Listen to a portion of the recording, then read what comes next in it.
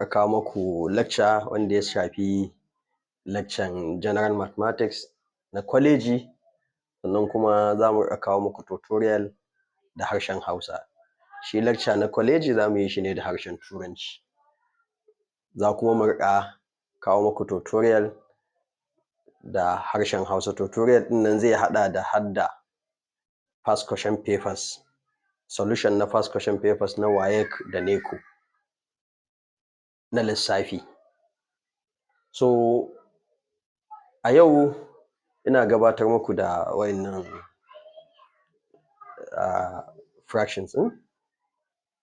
Da yawa ɗalibai idan suka ga wannan irin wannan fraction ɗin, ko wannan ko wannan ko wannan ko wannan, yana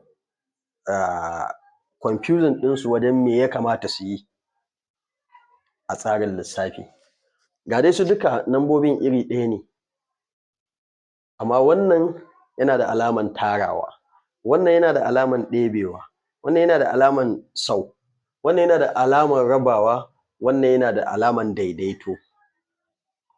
Na san da yawa ɗalibai za su so su ga yanda idan ka ga tarawa me za ka yi, in ka ga ɗebewa me za ka yi, in ka ga tarawa me za ka yi, in ka ga sau me za ka yi, idan ka ga rabawa da kuma daidaito duka me ya kamata ka yi.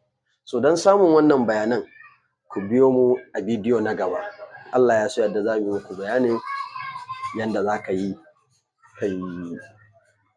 yi da waɗannan abubuwa insha Allahu.